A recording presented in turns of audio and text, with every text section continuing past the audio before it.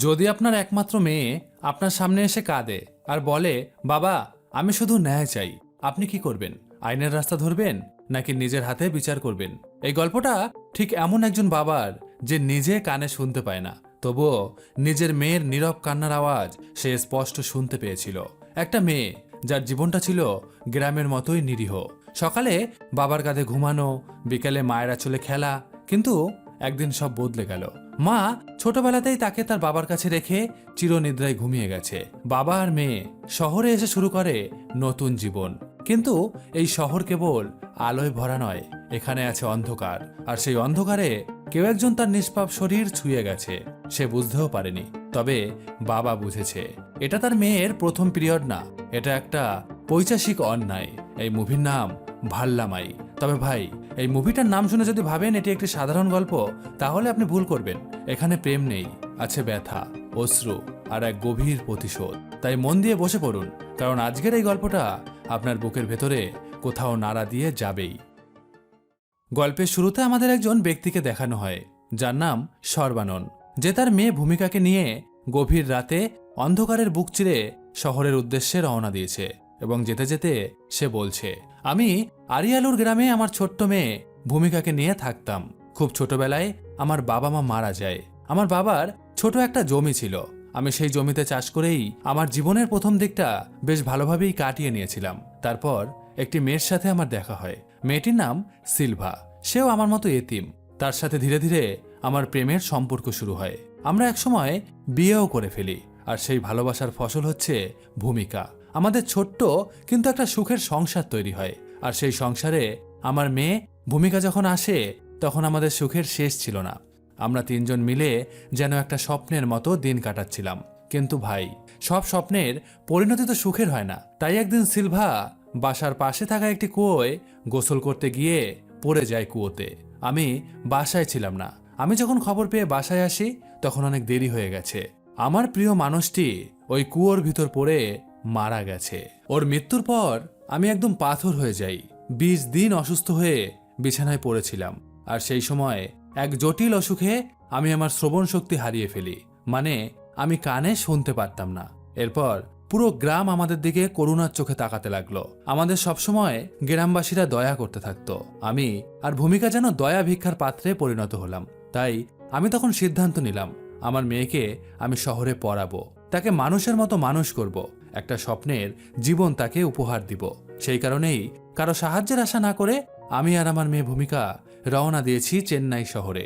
এরপর সর্বানন্দ যে অটো করে চেন্নাই শহরের দিকে যাচ্ছিল, সেই অটো ড্রাইভারকে জিজ্ঞাসা করে, ভাই আমরা এই শহরে নতুন, কোনো থাকার মতো একটা জায়গা আমাদের খুঁজে দিতে পারবেন?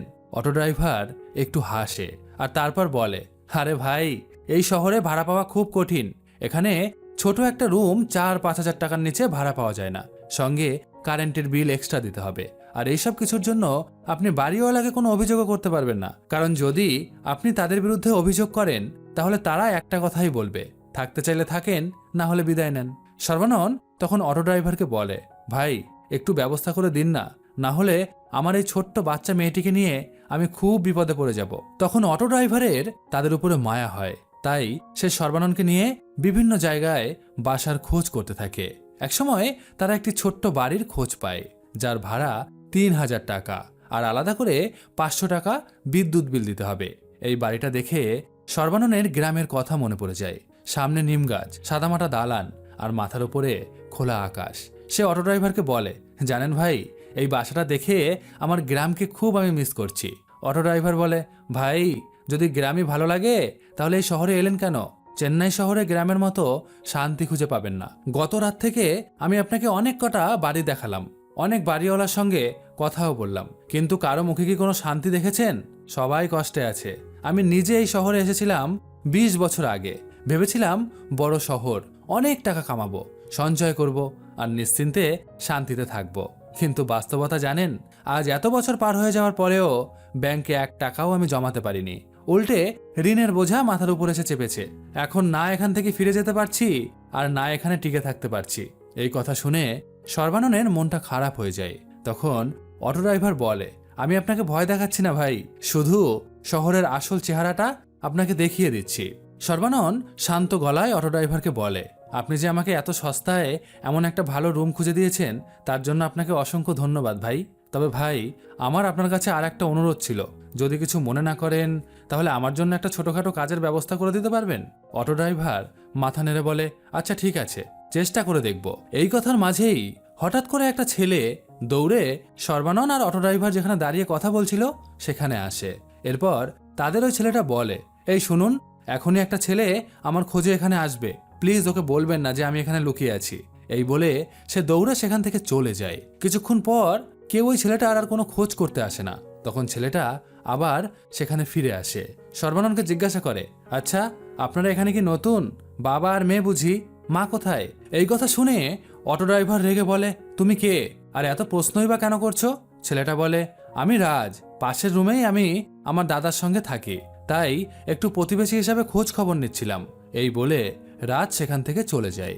কিন্তু সর্বানন বুঝে যায় যে ছেলেটা তেমন ভালো না, সে 1 নম্বরের একটা বাটপার। তখন অটোওয়ালা সর্বাননকে সতর্ক করে বলে, ভাই, এই শহরে এইরকম লোক প্রতি কোনায় কোনায় পাবেন, আপনার মেয়েকে খুব সাবধানে রাখবেন, কারণ এই শহরে অপরাধের ভয়াবহতা কিন্তু অনেক গুণ বেড়ে গেছে। এরপর অটো ড্রাইভার চলে যায়।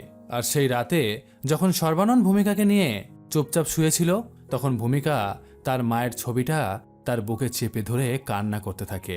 ভূমিকা তার বাবাকে বলে, বাবা, মা যদি আজ বেঁচে থাকতো তাহলে আমাদের এখানে আসতে হতো না, বলো বাবা, ওপরওয়ালা আমাদের সঙ্গেই কেন এমন করলো? সর্বানন তখন মেয়েকে জড়িয়ে ধরে বলে, মা, যখন মানুষ খুব কষ্টে থাকে তখন উপরওয়ালা আমাদের সবচেয়ে বেশি খেয়াল রাখে। তিনি কষ্ট দেন ঠিকই, কিন্তু সেই কষ্ট থেকে বের হওয়ার পথও তিনিই বাহির করে দেন।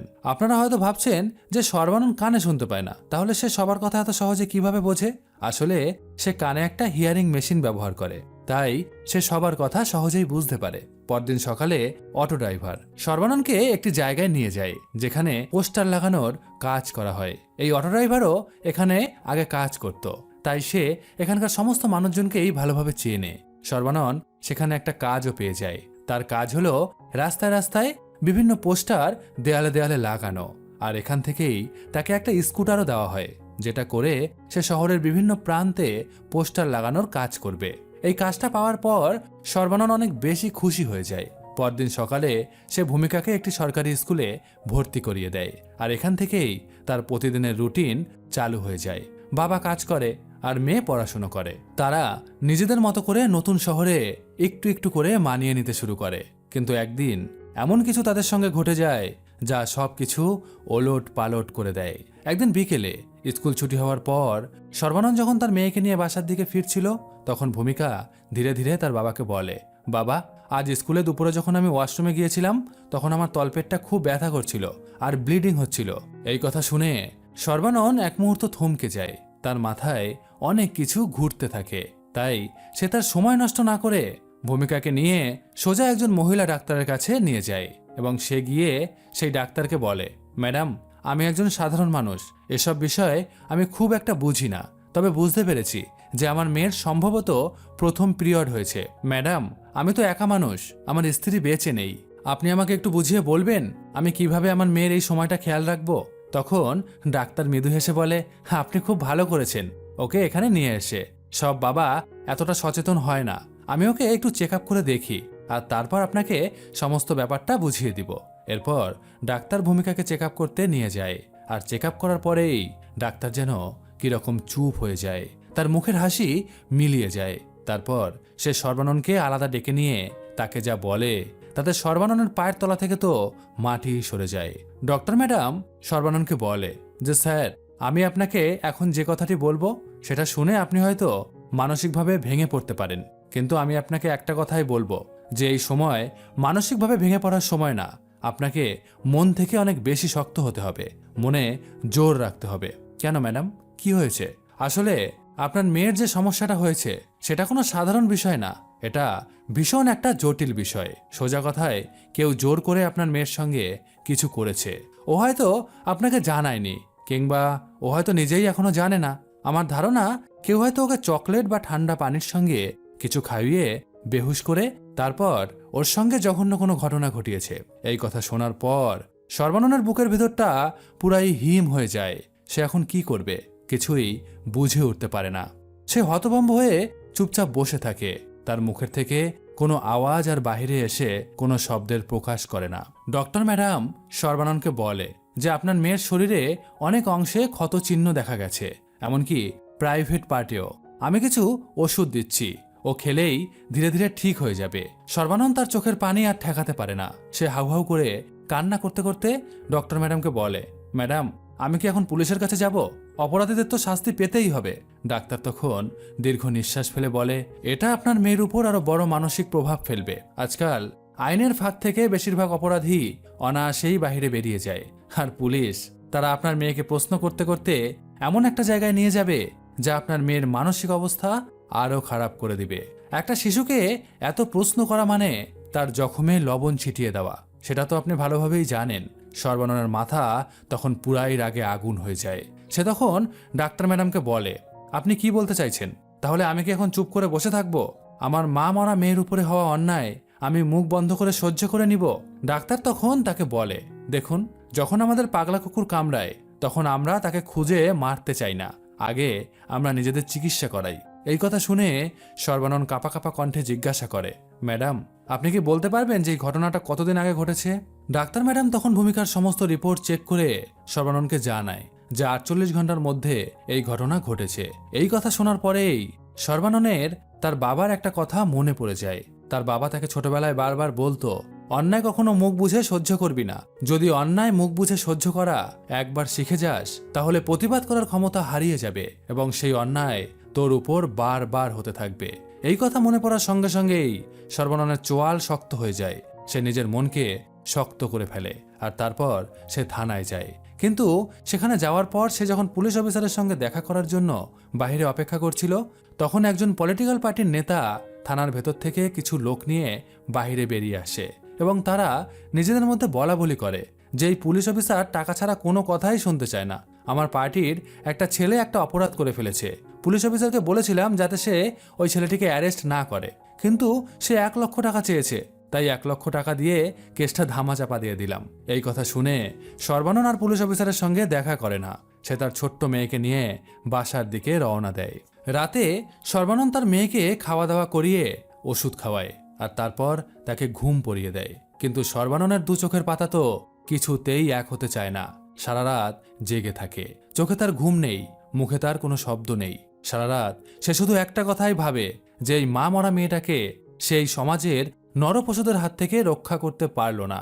আর এই ভাবতে ভাবতে তার চোখ থেকে বেরিয়ে আসে অঝোর নয়নে পানি। এরপর কেটে যায় আরও কয়েকটা দিন।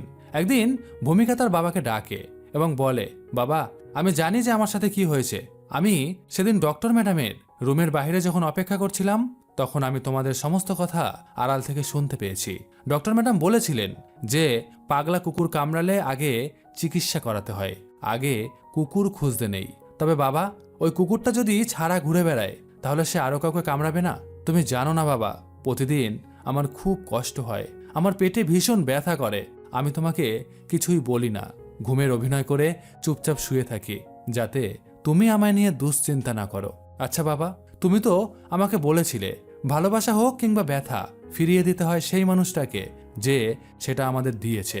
আমি সেই কুকুরটাকে বাঁচতে দেব না বাবা, আমি তাকে খুঁজে বের করব। এই বলে ভূমিকা ফুপিয়ে ফুপিয়ে কাঁদতে থাকে। সর্বানন তার মেয়েকে শক্ত করে তার বুকে জড়িয়ে ধরে।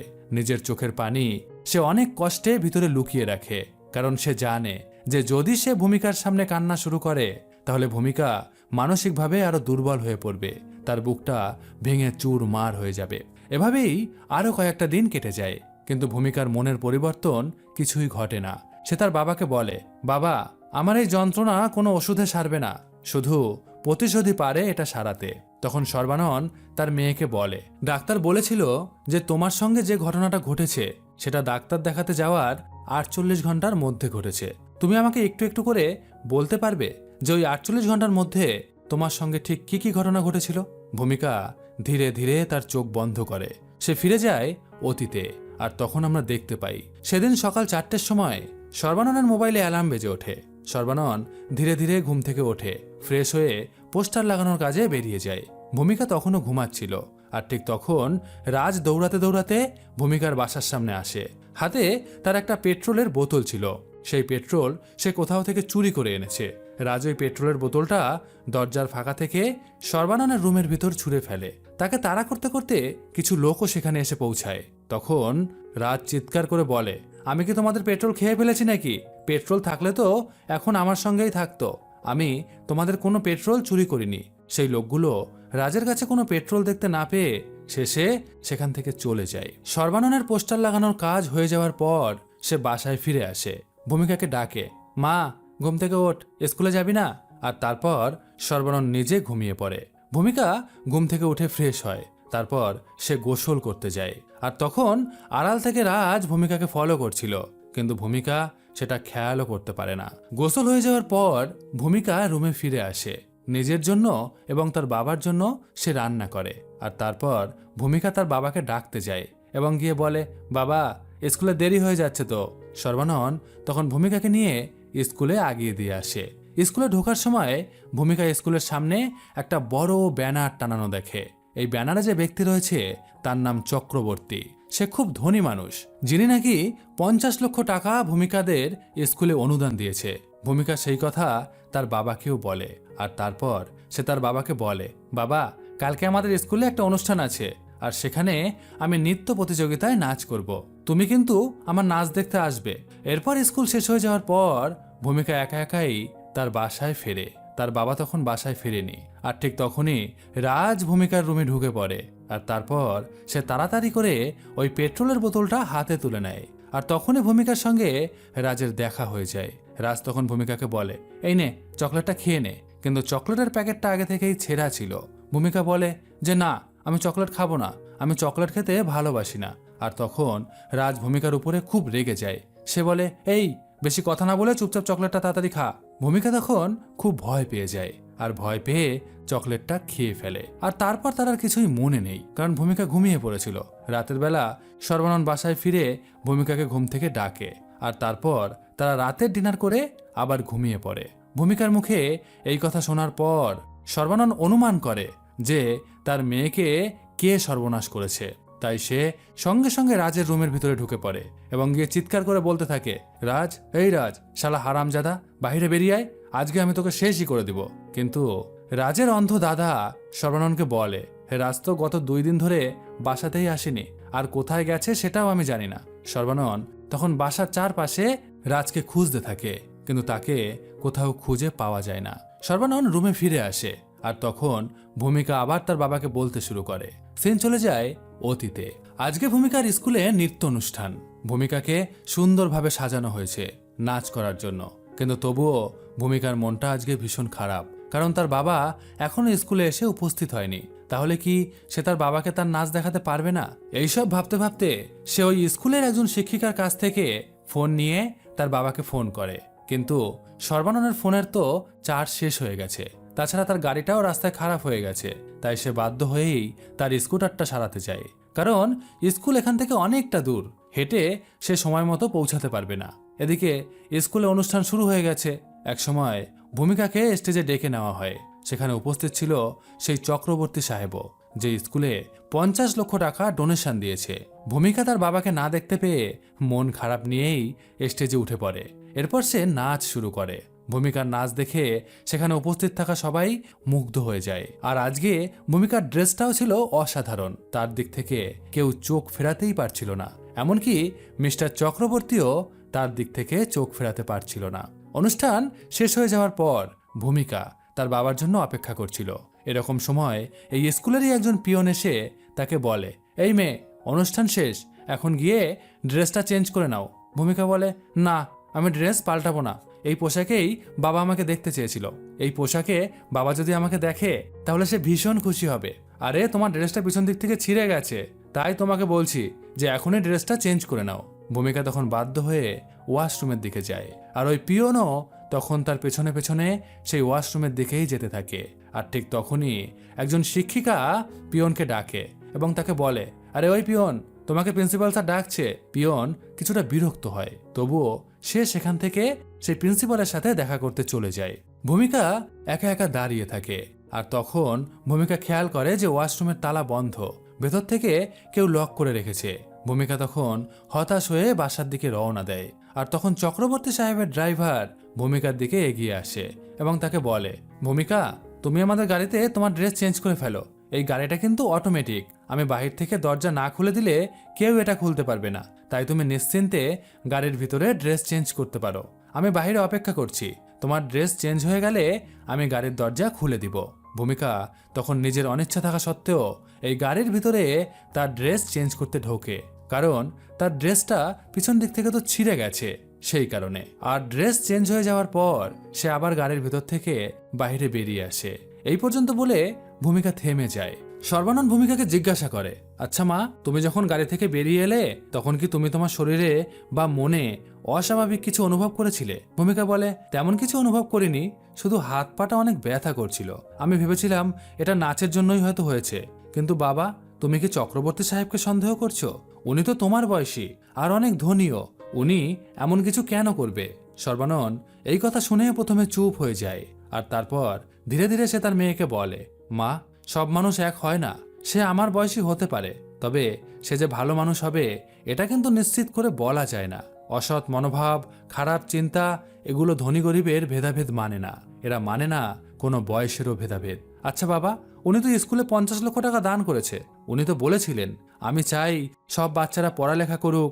এই মানুষটা তো অনেক ভালো কথা বলছিল, তাহলে সে এইরকম কাজ কি করে করতে পারে? যদি কেউ দান করে তাতে তার ভেতরের অন্ধকার মুছে যায় না মা। দান আর সততা এক জিনিস নয়। এই কথা বলে সর্বানন্দ তার মেয়েকে নিয়ে স্কুলে যায় এবং পিয়নকে জিজ্ঞাসা করে, আচ্ছা, সেদিন আপনি আমার মেয়েকে ওয়াশরুমে গিয়ে ড্রেস চেঞ্জ করতে বলেছিলেন, তাই না? আর তখন তো ওয়াশরুম লক করা ছিল। পিয়ন উত্তর দেয়, হ্যাঁ স্যার, লক ছিল, চাবি তো আমার কাছেই ছিল, কিন্তু সেই সময় প্রিন্সিপাল ম্যাডাম আমাকে ডাকে, তাই আমি চলে গেলাম। ফিরে এসে দেখি ভূমিকা মিস্টার চক্রবর্তীর গাড়ি থেকে নামছে। আচ্ছা, আপনি কি বলতে পারবেন যে ভূমিকা কতক্ষণ ওই গাড়ির ভেতরে ছিল? পিয়ন একটু চিন্তা করে আর তারপর সে বলে, স্যার, আমি যখন ভূমিকাকে চাবি দেওয়ার জন্য তার পিছনে পিছনে আসছিলাম তখন একজনের সাথে আমার ধাক্কা লাগে, আর তখন আমার হাতে পড়ে থাকা ঘড়িটা হাত থেকে খুলে নিচে পড়ে বন্ধ হয়ে যায়। দাঁড়ান, আমি ঘড়িটা নিয়ে আসি।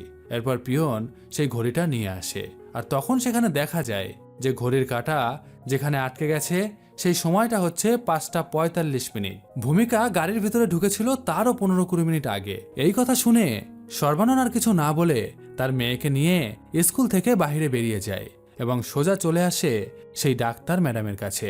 এরপর সর্বানন্দ ডাক্তার ম্যাডামকে জিজ্ঞাসা করে, ম্যাডাম, আপনি কি আমার মেয়ের সঙ্গে ওই ঘটনা কখন ঘটেছিল সেই এক্স্যাক্ট টাইমটা বলতে পারবেন?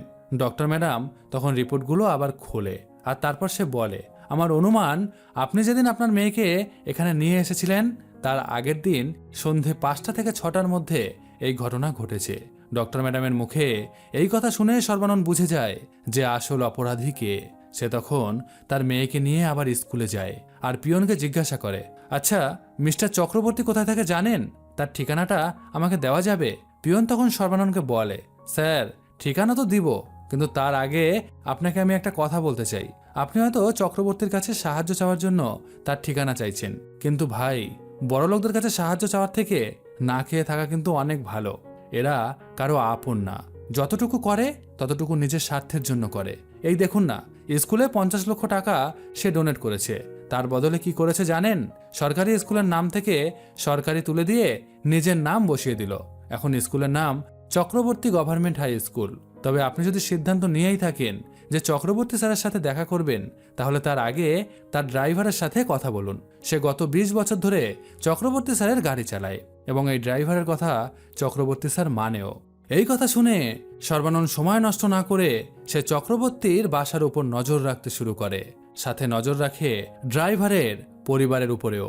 এরপর একদিন সর্বানন্দ ছদ্মবেশে নিজে অটোচালক সেজে সেই ড্রাইভারকে নিজের অটোতে বসিয়ে ফেলে। ভূমিকা তখন অটোর পেছনের সিটে বসেছিল ছদ্মবেশেই। একটা নির্জন জায়গায় সর্বানন্দ অটো থামিয়ে দেয়। ভূমিকা একটা ছুরির মতো শক্ত জিনিস ড্রাইভারের গলার কাছে ধরে। সর্বানন্দ ড্রাইভারকে বলে, তোমার পরিবারের প্রতিটি লোক কোথায় থাকে আমরা জানি, তোমার মেয়ে, স্ত্রী, সবার ছবি আমার কাছে আছে। তুমি যদি তোমার আর তোমার পরিবারের নিরাপত্তা চাও, তাহলে আমি যেটা জিজ্ঞাসা করছি সেটা ভালোই ভালোই বলে দাও, না হলে আমরা তোমার জান নিয়ে নিব। আমরা জানতে চাই যে চক্রবর্তী আসলে মানুষটা কি রকম, তার আসল রূপ কি রকম।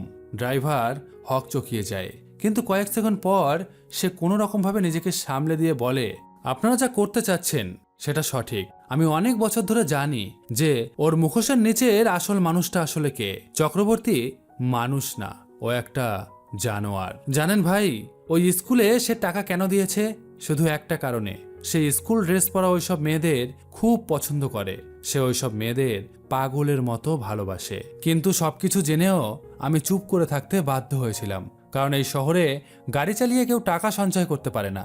কিন্তু চক্রবর্তী অনেক বড় লোক, আমিও ড্রাইভার হয়ে অনেক অনেক টাকা পাই, তাই নিজের বিবেককে মেরে ফেলেছি টাকার কাছে। কিন্তু আজ আপনাদের দেখে মনে হচ্ছে আপনারা ওকে শেষ করতে চান, আর যদি সেটাই সঠিক হয় তাহলে আমি আপনাদের অবশ্যই সাহায্য করব। এই কথা বলার পর সেই গাড়ির ড্রাইভার সর্বানন্দকে বলে, প্রতি শনিবার রাতে চক্রবর্তী তার নিজের একটি ফার্ম হাউসে যায়। ওখানে কোনো সিসিটিভি ক্যামেরা নেই, আশেপাশের 20-30টা বাড়িতেও নেই, কারণ সেখানে শুধু ধনী লোকেরা আসে আনন্দ করার জন্য, আর কেউ প্রমাণ রাখতে চায় না। সেই কারণেই ওখানে কোনো ক্যামেরাও রাখা হয়নি। আপনারা চাইলে শনিবার রাতে ওকে মেরে ফেলার চেষ্টা করতে পারেন, কিন্তু একটা কথা মনে রাখবেন, চক্রবর্তী নিয়মিত শরীর চর্চা করে, সে খুবই শক্তিশালী আর মদও খায় না। তাই প্রথম আঘাতে যদি আপনারা ওকে ঘায়েল করতে না পারেন তাহলে চক্রবর্তী আপনাদের জানে মেরে দিবে।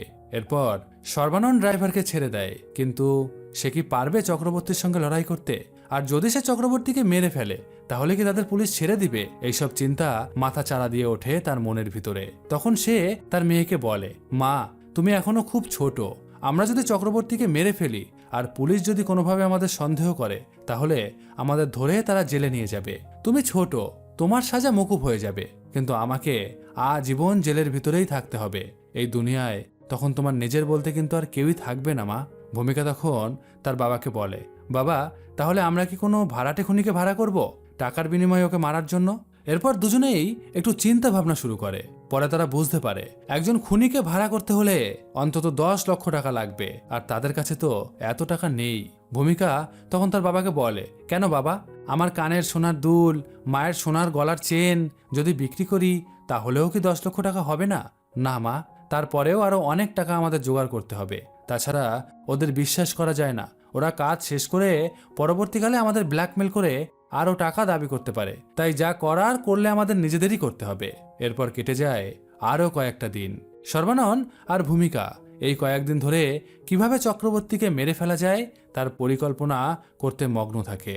তারা সমস্ত কিছু সময়মাফিক করতে চায়, তাই প্রতিটা সময় তারা হিসাব করতে থাকে কোন সময় তারা সেখানে পৌঁছাবে, কোন জায়গা থেকে তারা চক্রবর্তীর রুমে প্রবেশ করবে, ওই ফার্ম হাউসের গঠন কি রকম, এখানে কোনো সিসিটিভি ক্যামেরা আছে কিনা, সবকিছু তারা পর্যবেক্ষণ করতে থাকে। আর এভাবেই এসে উপস্থিত হয় শনিবার রাত্রি। প্রতি সপ্তাহেই এই রাতে চক্রবর্তী একা একাই ফার্ম হাউসে আসে, আর তারপর সে একান্তে সময় কাটায় সম্পূর্ণ একা। আর সেদিন রাতেই সর্বানন্দ আর ভূমিকা ধীরে ধীরে পিছনের দরজা দিয়ে ঢুকে পড়ে চক্রবর্তীর ফার্ম হাউসের ভিতরে। চক্রবর্তী তখন পানি খাচ্ছিল, আর ঠিক সেই মুহূর্তে পিছন দিক থেকে সর্বানন্দ চক্রবর্তীর উপরে আক্রমণ করে, কিন্তু চক্রবর্তীর সঙ্গে সে পেরে ওঠে না। চক্রবর্তী তখন তাকে মারতে শুরু করে দেয়। এই দৃশ্য দেখে ভূমিকাও আর থেমে থাকতে পারে না। সে চক্রবর্তীকে তার ওই ছোট ছোট দুটো হাত দিয়ে কিল ঘুষি চর মারতে থাকে। চক্রবর্তী যখন তার দিকে তাকায় তখন সর্বানন্দ চক্রবর্তীর হাত ফসকে বেরিয়ে গিয়ে তাকে আঘাত করে। আর তারপর এক সময় সর্বানন্দ এবং তার মেয়ে ভূমিকা চক্রবর্তীকে মাটিতে ফেলে একটি ছুরি দিয়ে পেটের উপরে একের পর এক ঘা দিতে শুরু করে। চক্রবর্তী ছটফট করতে করতে নিস্তেজ হয়ে পড়ে। আর এখানেই একজন পশুর শেষ হয়। সর্বানন্দ আর ভূমিকা ধীরে ধীরে ঘরের সমস্ত চিহ্ন, রক্ত, হাতের ছাপ সবকিছু মুছে ফেলে, আর তারপর সেই ফার্ম হাউসের দরজা দিয়ে বাইরে বেরিয়ে যায়। পরদিন খবর আসে প্রভাবশালী ব্যবসায়ী মিস্টার চক্রবর্তী তার ফার্ম হাউসে খুন হয়েছেন। পুলিশ তদন্ত করে, কারণ খুঁজে পায় না। চক্রবর্তীর শত্রু, টাকা, রাজনীতি সবকিছুর দিকেই পুলিশের সন্দেহ যায়, কিন্তু তার অন্ধকার পাপ কেউ জানে না, শুধু জানে সর্বানন্দ আর ভূমিকা। আর তারাই জানে এই ন্যায় প্রতিষ্ঠার জন্য আইনের দরজা নয়, সাহস আর প্রতিজ্ঞাই যথেষ্ট ছিল। তো কেমন লাগলো আজকের গল্পটি অবশ্যই কমেন্ট করে জানান। ভালো লাগলে লাইক করুন, সাবস্ক্রাইব করুন এবং বন্ধুদের সাথে শেয়ার করে দিন। খুব শীঘ্রই আসছি আবার নতুন আরেকটি অসাধারণ মুভি নিয়ে। ততক্ষণের জন্য সবাই খুব ভালো থাকবেন। টাটা।